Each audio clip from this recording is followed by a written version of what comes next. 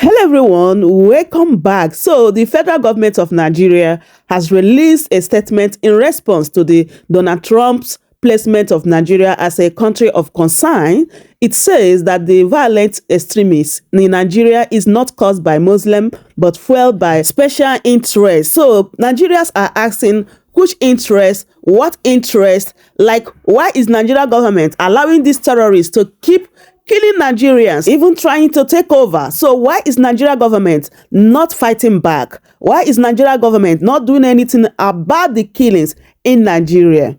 So a lot of people have come out to thank Donald Trump for this particular decision. Let's look at what Ted Cruz said. He said, "I am deeply gratified to President Trump for making this determination. I have fought for years to counter the slaughter and the persecution of Christians in Nigeria, and this year introduced legislation that will lock in the designation made today. Today, designation is a critical step in holding accountable and changing the behavior of Nigeria officials who have facilitated and created an environment conducive to the outrages in Nigeria. Our legislation implements additional steps, including targeting those who implement blasphemy and Sharia law in Nigeria. And I am committed to working with the administration and my colleagues to advise my bill and implement these necessary measures." Today's decision by President Trump is a great one, and I thank him for his strong leadership. So my people, as you can see, USA, they are not backing down in this particular move. Yes, like they're going to even take more steps. Hey, this is going to be more interesting. So APC chieftain Adamu Garba explains how the country of particular interest will affect Nigeria. According to him, the designation will cause US to cease to supply Nigeria with weapons to prosecute the war against terrorism and other vices. He says that the US believes that the weapon it has provides so Nigeria find its way into the hands of the terrorists now killing Christians. Let me allow you guys to listen to him and hear everything that he said in this video, which I believe this is the best balanced analysis concerning this particular topic, as well as what others are saying concerning this particular move by US President Donald Trump. Take a listen. Do wait to subscribe for more updates, like the video, share it, and leave your thoughts in the comment section. Thank you so much for doing so. The United States designated Nigeria as a country of particular concern for the purpose of genocide against Christian population. This means that the US is now going to start official procedural proceedings against Nigeria in some strategic interests where Nigeria is a concern, especially in the area of weapons deployment, because they believe that some of the official weapons that is being supplied to Nigeria find its way into the hands of these terrorists that are committing such genocide. So an action is going to be taken against them. One of the sorts of concern with that designation is that the President of the United States, Donald Trump, is not just standing on the CPC designation. He is also requesting that the House Appropriation Committee chairman and some of the committee responsible, like Tom Riley, to sit down and come back and report to him.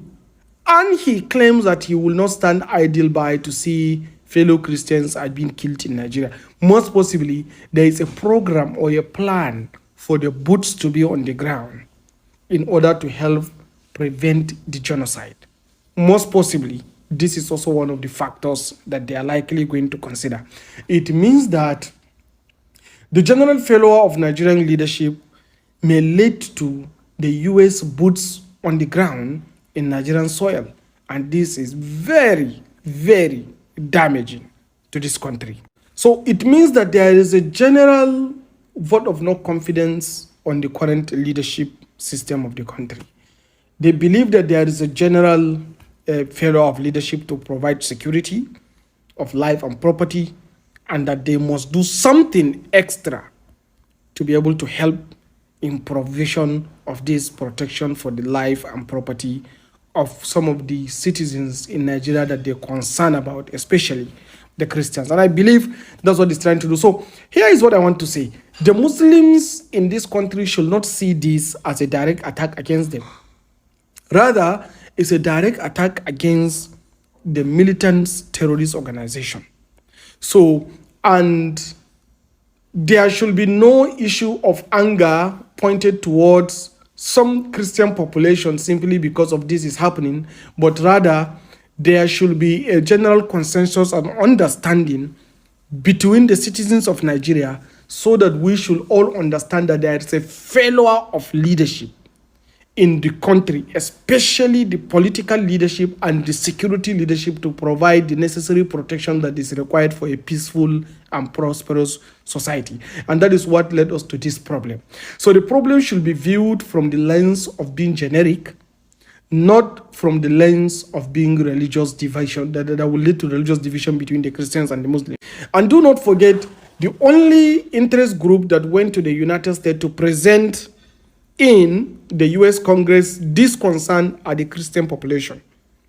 Possibly, if there is a Muslim population's delegation that also found their way to the Congress and expressed concern about the genocidal killings that takes place against Muslim population in Nigeria by the same terrorists, maybe that designation will have also happened. So we shouldn't tag it as one religion trying to confront the other, or Christians are trying to confront the Muslims in Nigeria. No, we should see it as the citizens that are supposed to be protected by the security and the leadership of the state that has failed, and that is why the US is trying to do that. And the US is likely doing that because only the Christian population went and reported the issue, to the Congress. Should the Muslim also go and report, they may likely be designated. So this should not instigate any religious differences in Nigeria, but rather it is something that all of us share, that there is a general failure of leadership, both in the political class, most especially the political class, then of course also the security, particularly the political class, because the political class are supposed to provide all the necessary resources for the security to function. But the political class has failed to provide these things, focus on corruption and stealing. And that is why the security are failing, which is leading to the massive rise and general killings by the terrorists. So this should not instigate the citizens against one another. Rather, we know where the problem is. It's coming from the failure of the political class. And implementations of blasphemy laws with sanctions. That is, say, if Nigeria say they won't do blasphemy, for instance, what happened to Deborah, made them, give them sanction or punish anybody with that. Now, while President Bola Tinubu's government has reportedly denied Christians genocide in Nigeria, the Christian Association of Nigeria affirmed Mr. Cruz's position, urging the international community to intervene. And of course, we do know that we have seen citizens of the Benue State. In fact, the guest I had here once, Barrister Frank, even made a video where he announced that they wrote to US government to designate Nigeria as a country of particular concern, and that they're looking forward to the US responding to them. Because I've had a guest here before who said that actually Benue State people now report this matter, carry and go reach US Senate front. The question they say, Prince Francis Chilaka, waiting will happen to Nigeria when this happen, and then waiting US stands to gain, because people they talk say, as I said earlier, the US doesn't just love you like that. They need to do anything for nothing. So who suffers the most in this? Our economy, our natural resources, or not just a liberation for Nigerian Christians based on waiting them talk? All right, let's start from the beginning. Obviously, Christians have been killed in Nigeria. Christians have been killed? You're affirming that? Yes, whether you like it or not. When we say Christians have been killed, churches have been burnt. No, mosques have been burnt. Mosques. I'm coming, precious. I'm coming. Okay. Christians have been killed. Mosques have been. Churches have been burnt. Yes, it doesn't mean that the Muslim faith, they are not suffering it. But the question is, who are those responsible? What faith do they belong to? What makes it a genocide is when you say a particular sect is after another sect that doesn't believe or accept what they're doing. If you look at the killings in the north, especially in Benue, in Plateau, you'll find out that even in Kaduna, in Niger State, in Sokoto State, you find out that it is more predominantly areas that Christians domicile. Yes. Okay. So that is why people are saying, oh, it is targeted at Christians. So you can't run away from that.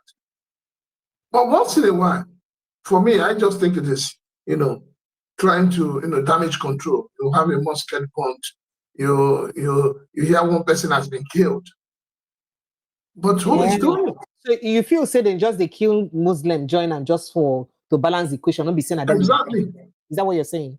I'm saying it. Oh wow. Because they have, see, let me be very honest with you. I'm a Nigerian, just like you. It pains me to see another Nigerian living in IDP camp. And nobody is lifting a finger.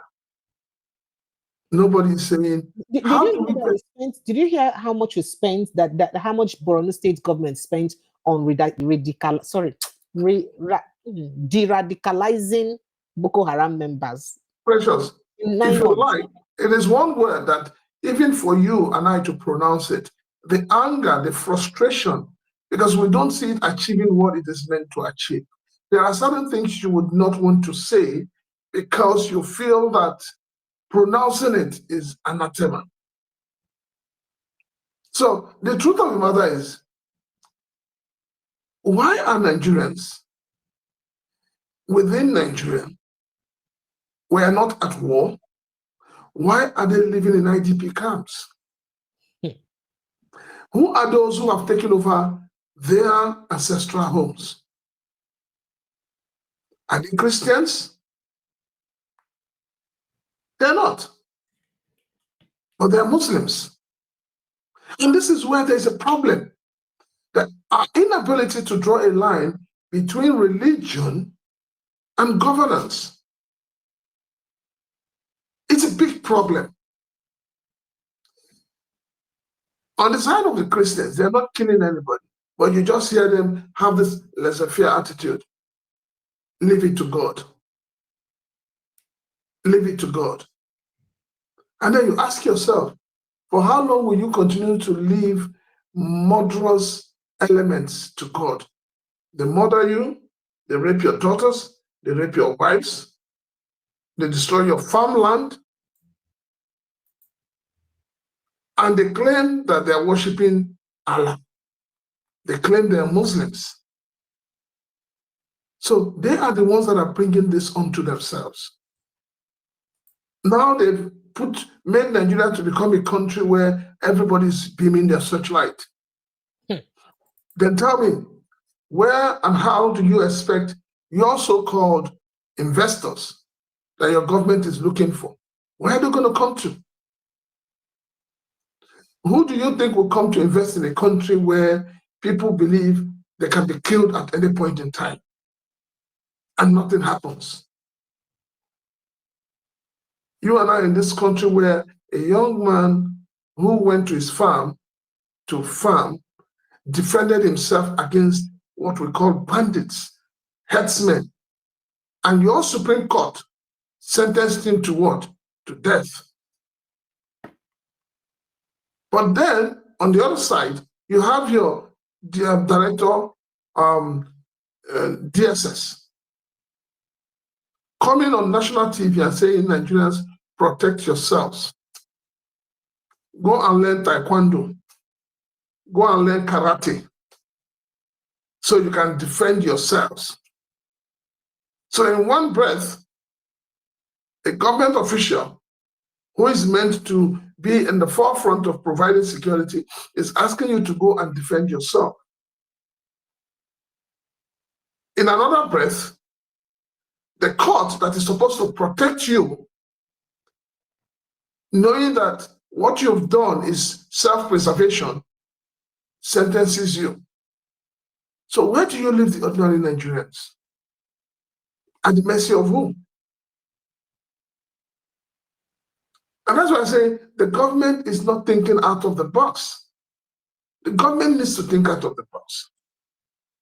And maybe now is the time for government to begin to follow the advice of Erupt. It says, take them out. Because there's no amount of, reintegration you're going to do, rehabilitation you're going to do that will make them stop. It's like saying you want to stop somebody who is a drug addict. And you do not take the person off the system. So this guy has been doing drugs, let's say, for the last 5 years. But okay. I'm coming, Precious. Okay, sir. Somebody's been doing drugs for the last 5 years.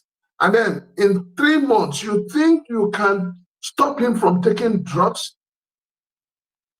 So in 3 months, you believe that you have cured him and you send him back into that same society where he will have access to those drugs?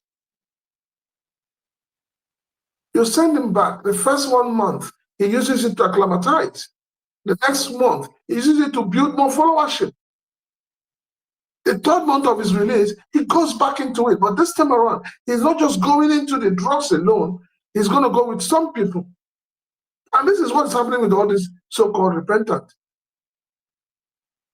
The kind of money these guys make, or the kind of free life that is open to them. And then suddenly they come and you say, oh, we want to help you. We want to train you. And then you put them into a system that provides an avenue for them to continue to meet with those people who you claim forced them into that kind of lifestyle. Precious, it will not work. It will not work. So for me, yes, you're talking about what is the interest of America. You should also ask what is the interest of your government. When the government goes to collect loan, what is their interest? Yes, it's a two-way thing. Because the government has proved beyond every reasonable doubt that they cannot manage themselves. And they've opened themselves up. So obviously, American government also have their own concerns. They have their own things they want to benefit from you, which you and I know is your natural resources. So, sir, where does this leave the ordinary Nigerian now? And a lot of people go talk, say, immediately this rumor begin go around. The Nigerian government actually, in fact, actually do their best to try to show, say, then they work. We showed working. The president he changed the service chiefs. And he don't mandate them, say, you no one complain again. Make them get straight to the business. So, Precious, let me ask you. Sir? Precious, sir? Every evening, you come on air and you try to create a platform for Nigerians to learn, Nigerians at home, Nigerians in diaspora, to learn about what is happening in the country. And then people start complaining, Precious, you are this, you came late, Precious, this, yeah, that. And then tomorrow you decide to change the name from Precious Any TV to Any Pre. Has anything changed? Nothing changes. It's not about changing your service chiefs. It's about government having the political will to do the right thing. Do you think the government does not have the political will so far? Well, not been shown, because they're using the resources of Nigerians, hard-earned resources. They're using taxpayers' money to tell you that they are integrating and rehabilitating killers. And it becomes maybe more worrisome when the first list of people to be granted clemency by your president is made up of murderers, 419ers, drug barons. What kind of message are you sending? But the president changed him now. Let me finish. Precious. It is not that your president changed it. At what point They did what they did because the people have started crying out. But was that the right thing to have been done in the first place? The person who prepared that first list, has the person been called to book? Has that person been punished? So that tomorrow some other person will not do it. You saw what happened with your late president, Muhammadu Buhari. Each time they release names of people they want to give honor, you must find the dead there. Each time they release name of people they want to make minister, you must find one dead person there, or two or three. Who has been responsible for these mistakes? Has anyone been punished? We can't run a society where there is no punishment for crime, no punishment for offense. And you think that that society will develop. It will not. So we must have a system that punishes. The system we have in Nigeria is only meant to punish the poor man. And that is why you hear, oh, a man went to steal a loaf of bread. The judge will give him 10 years. A man goes to steal a bottle of palm wine. The court will give him 15 years. But yet you have your political class, you have your political leaders who are milking this country dry, who are stealing in billions and taking them outside the shores of Nigeria. You have a minister who has been accused, allegedly, of using taxpayers' money to buy houses in the US for himself, for his wife, and his children.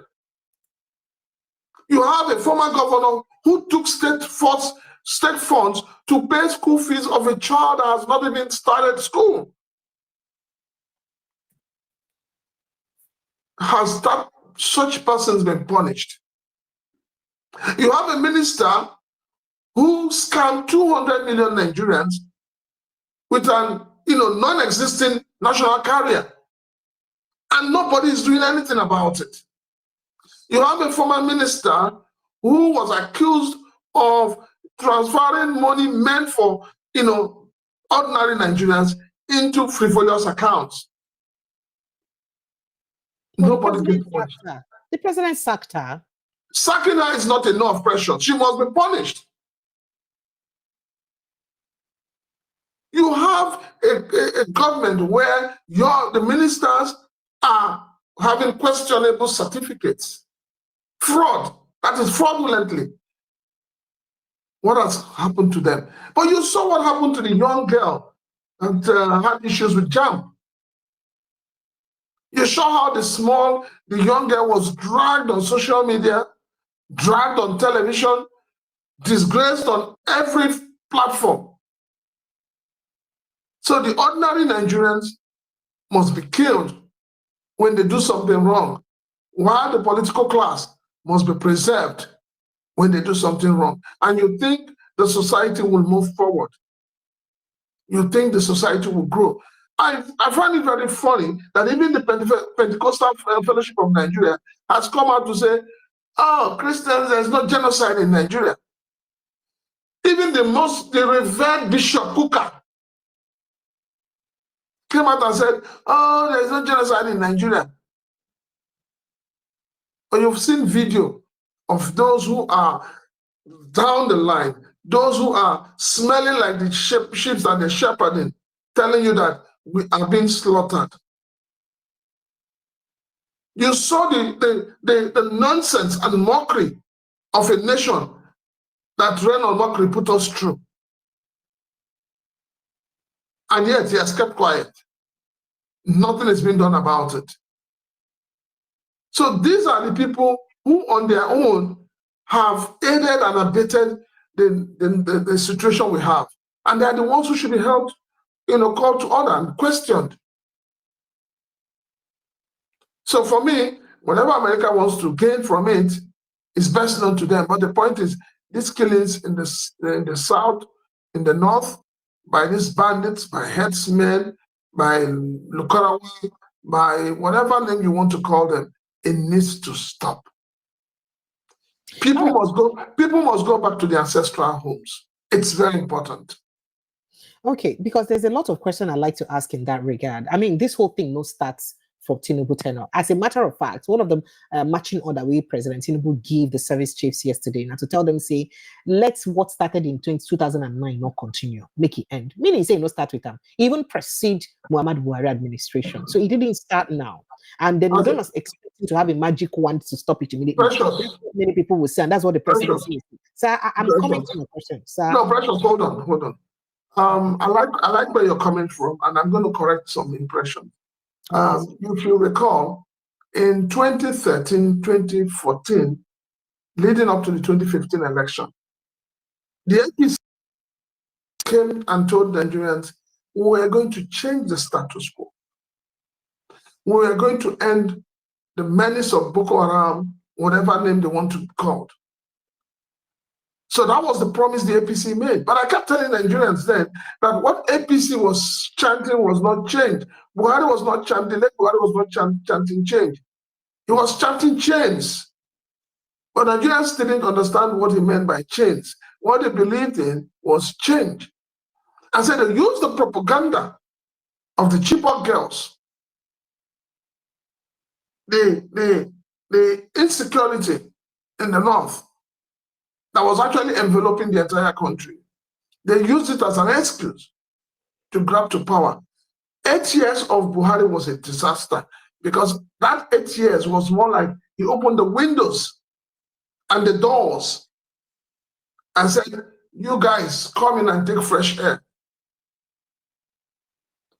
And then to worsen it, after those 8 disastrous years,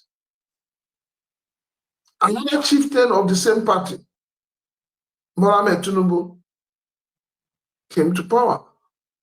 And he kept telling Nigerians, I am going to continue where Buhari stopped. So is there any difference? Is there any difference? He's continuing from where Buhari stopped. So it is not like saying there's a new party, you know, for me, there's nothing like a new sheriff in town. It's still the same old people. Because it's still the same party. It's still the same philosophy. It's still the same ideology. That is what he's following. So you don't come and give me an excuse and tell me, oh, Buhari and Bola Tinubu is just 2 years. Bola Tinubu says, I am going to continue from where this man stopped. And he has kept faith with that. In 2012, 2013, when Jonathan wanted to remove subsidy, these are the people who gathered as clowns. They all gathered together and said, no, subsidy must not go. But Bola Tinubu has come to power. He has removed subsidy. Yet all those ministers of God who gathered with him at Ojota to even bury a man that was still alive, where are they today? How come they're not speaking? How come they're all keeping quiet? They're all keeping mute. So to a large extent too, I think it is high time the Christians in Nigeria begin to think as if there is no box. All right, sir. So the Christians, I'm coming. The Christians in Nigeria have become so gullible, too gullible, that those who shepherd them are taking advantage of them. All right, sir. So there are lots of things where Nigeria go face or suffer because of this sanction. I know, say we don't dey in this condition before, and the way where we dey now for inside the economy, if you say we dey in the right place, so if you say this kind of thing will take happen, there are economic sanctions that would come with this. Restrictions, you know, these sanctions will come with restrictions on U.S. foreign aid, trade, and other economic interactions. This one, especially because you know what's in the happen with Donald Trump and new tariff, where he said other countries, including Nigeria, they battle with already. There are also diplomatic actions, perhaps reduce diplomatic engagement. In fact, people like Wole Soyinka already they suffer inside when they never even sanction us already because they don't already losing visa. And then there are other please, precious. Don't bring up Wole Soyinka in this program. No, but these are part of the issues. No. Don't bring. If you bring him up, I will walk out of your stage. Hey, sorry, sir. Yes, because that man is a man a lot of us looked up to as a man with wisdom. But unfortunately, he is not. He has not proven that to the younger generation of Nigerians who looked up to him. So if a man loses his integrity and he gets stepped on, you don't come to defend him. As far as I'm concerned, whatever is happening to Olusoyinka, it has nothing to do with what we're talking about now. If you recall, before the elections, when Olusoyinka himself said that if Donald Trump wins the election, he was going to, tear his party. That was 2016 election. That was Trump's first administration. Trump go back. The American government don't forget. It's the truth. So he's just suffering his own. It has nothing to do with what's happening now. He has his own scores. He has his own scores. Remember, the U.S. embassy don't also tell on Nigeria, U.S. mission to Nigeria, don't say a lot of people. In fact, before now, they don't deny, they don't refuse. The people that have been denied this visa, are they the poor Nigerians? The poor Nigerians follow inside now. Who are the poor Nigerians? At the end of the day, poor Nigerians. Precious, who are the poor Nigerians? Is it the Nigerian that has not been able to eat 3 square meals a day? Are they the Nigerians you're talking about? If you're talking about people being denied visa, Precious, how much is visa? How much is international passport today? First of all, you must get the international passport. Then you now start the vigorous exercise involving in getting a visa. I beg, the woman when they sell rice, when Lagos State government they chase up and down, they scatter their shop, then they go for visa. I'm asking you. Sir? Yes, ma. The man that is driving Keke Napep, is he the one going for visa?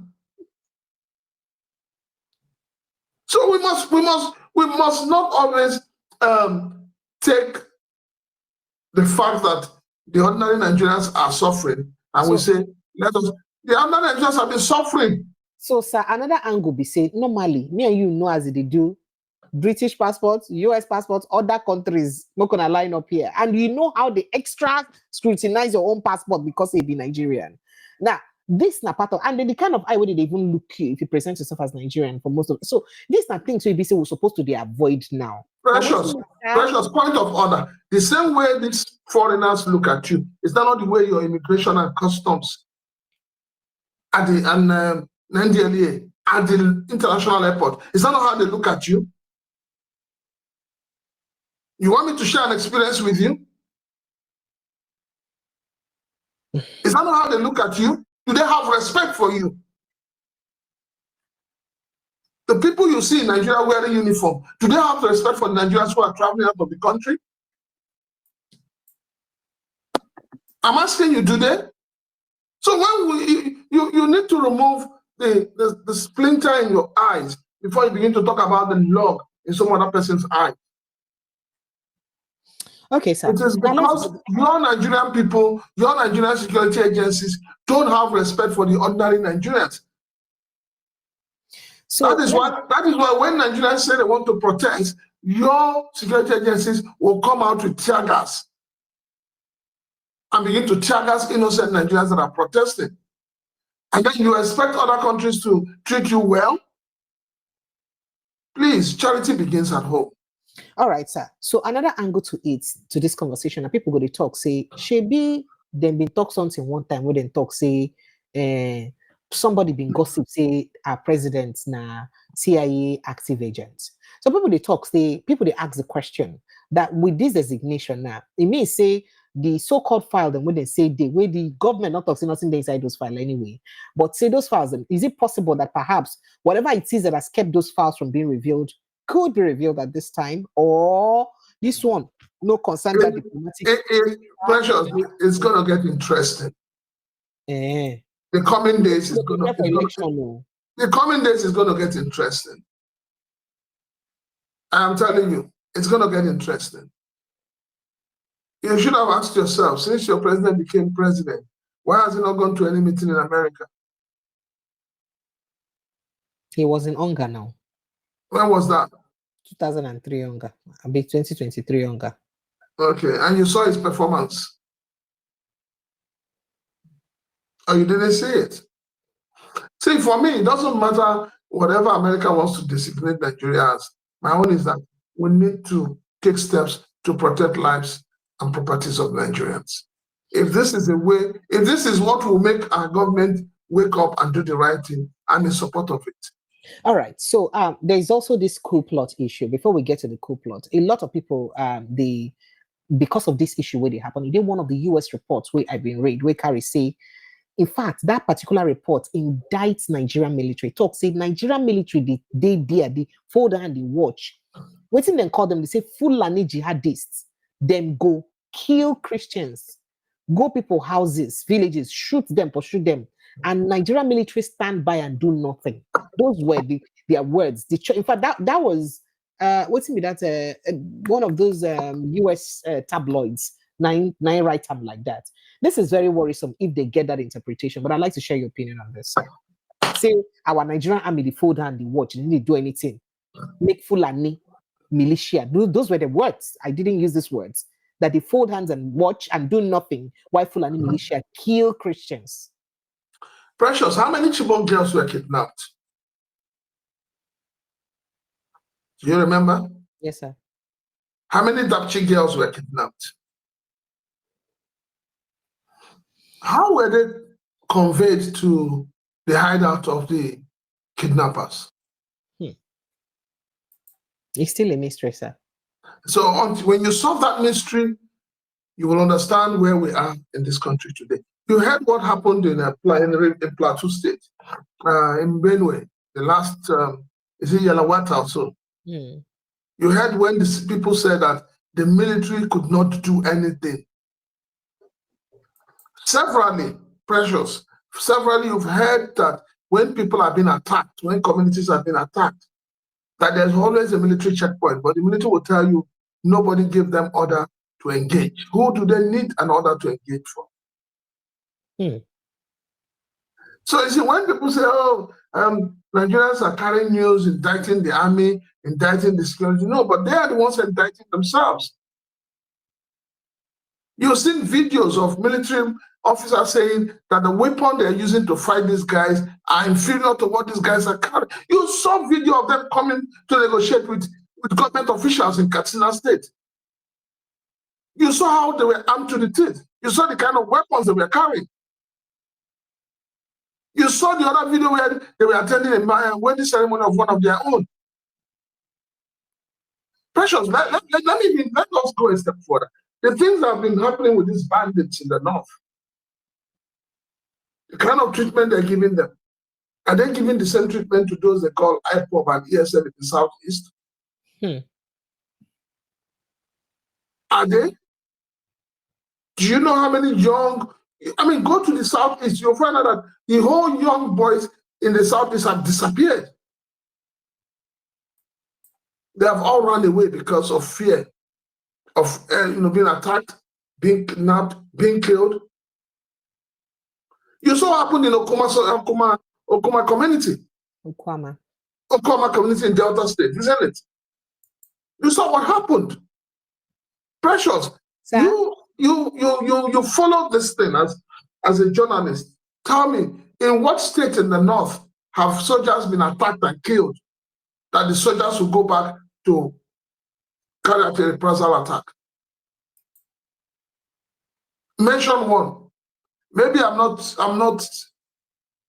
in tune with reality, but mention one of them.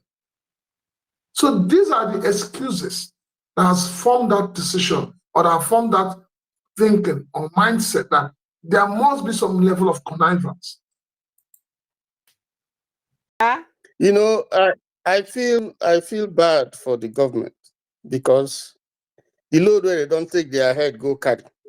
It be like a person where see swarm of bees, where inside where you go come out, you go put your head inside, you know what in bee go do. I feel very, very, very sorry for them. Their lies are catching up with them.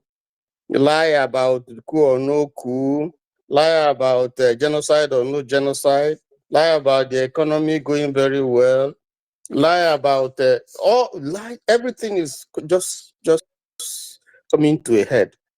And I feel very, very for them. It's an indication that that's not how to run government. Government has to be transparent. Government has to carry people along. So that's the only where you they do good, you say yes, this area we don't do good. Where they do bad, you say they do. Must they borrow from Lai Mohammed? Must they continue to pander and promote propaganda instead of very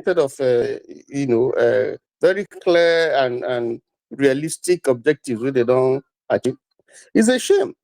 I mean, look at the prerogative of mercy. See how they disgrace the president. 175 people. You just pardon. EFCC spent about 11 years prosecuting a drug baron, and they sentenced the person this year. He never even reached 1 year. He never served up to 1 year. Somebody put in name as somebody who should be granted pardon. What kind of message does this send? And then Bayo come out to say, the president is a kind person and because of his experience. Yes, I agree. I think this is the only first time where I agree with him. The president they won't make you like I hear the experience, but me like say only me hear the experience. Only me hear. And I need to ask her that question again. When I say, I catch him. Talk about that. I be the one I couldn't say which experience go make. If not me, in job don't end. If not me, in job don't end. Because it's going somewhere. Say because of the experience, you get to Where could I leave that matter? The man not experience anything. Make you grant experience, killers, pardon. I only want to ask. Maybe they're trying to say that those are people that he has related with in the past. Now you talk about. Now you talk that one. So he was right. That's the only time where I agree with him. Because he was spot on when he said that. So president going on and but fortunately, what is grace? Out of 1 trillion down to now, I think about 34. Who the chairman committee on prerogative of mercy, the person with the header, not attorney general, and minister for justice. Where is they? Where did they draft that list? Where the council, we can't go through them. They can't submit them to president. What kind of country is that? Who does that? What are you trying to promote? People where them spend money to prosecute, and then you can't include even is a general. You can't include people where state law, where commit crime under the state, not under the federal. And you know quite clearly that the president does not have jurisdiction to pardon those people, and you include them. It's only the state governor that can do that. So, someone was sleeping on his duty, and this grace, nobody's going to be punished for it. Can you imagine the nonsense? That is what we are seeing all over the place. Now, if it takes Trump to make a declaration, and that jolting already, you see, the federal government on the panic. Now, the military don't they, these past days, I hear now there's reorganization going on, and the military is fighting like anything. You don't hear all the attacks which just happen and killings which just happen. No, they said they don't wake up. Generals have been reassigned, and so on and so forth. What kind of country is this? Must you wait? You knew this thing. You saw the killings. Don't even go to what I know if you go because of flood.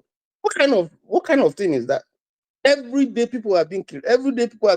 And we just sit down. People should not say this is genocide. And a particular people now they kill them. Nothing is done. They kill for Ondo. President say, "Who? How do you know?" So it's obvious. We shot ourselves from the foot. We did this to ourselves. So while I sympathize for the consequences, but that is why you must come out and speak the truth. That's why you must come out and be proactive.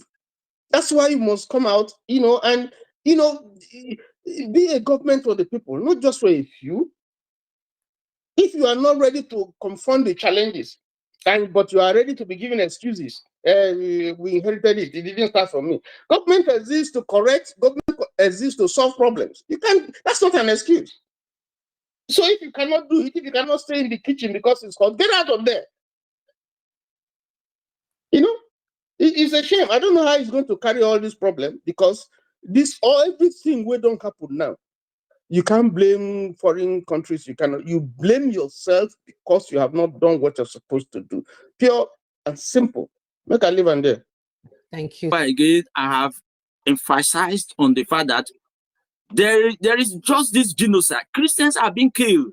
I spoke about that long time ago, and I was just over the moon when I heard that breaking news. Trump has designated Nigeria as a country of concern. Whatever the economic or political implications, it doesn't really matter. Nigerians are already suffering. What other economic sanctions will be placed on Nigeria that will make them not suffer what they are already suffering? They are already used to it. So I remember my grandma, they tell me, say, the rat will go hide for on top of kitchen smoke. In those already they used to smoke. So nothing where you go to take driver and come over there. So Nigerians are already used to that. So that's the way I see it. It's just that my people did there. Every one of them will suffer. But for anybody to dispute that fact, that very claim, somebody like Bishop Kuka, the one sugarcoat, what did they happen? I don't know. Maybe they don't see him. APC don't go see him. All those kind of things. Otherwise, I was just damn shocked when I heard that his remark. You know, what was he trying to insinuate? That Christians are not be slaughtered in Nigeria? Go to Benue, Plateau, Southern Kaduna, Southern Adamawa, Southern Borno. People, the Christians have been slaughtered left, right, and center. And the man just came and was trying to paper over the whole issue. No, they are not. What was he trying to? I couldn't just get it. This is a man that I've admired over the years, for his bold stances on issues in Nigeria. All of a sudden, which kind of 360-degree turn be that? There was a girl who was killed in Sokoto, where is the Catholic diocese the other time. A young girl was slaughtered, who was attending one of these higher institutions there. What did he do? What did he say about that slaughter? That girl that was just burned to death. Live, they even recorded that girl's killing. We were in this same country when a group of people just beheaded somebody under a Abacha regime in Kanu, hoisted his head and started to march over Kanu. It is this same Nigeria, nothing happened. So when I said, look, let us not just overflow that issue. It is confirmed, except if we are playing to the gallery in Nigeria, just like as we usually do. No Christians being slaughtered, no this, no that. The authorities know it now. They all know if it takes Trump now to not clamp down on Nigerian authorities, so be it. Welcome to Shammer's News TV.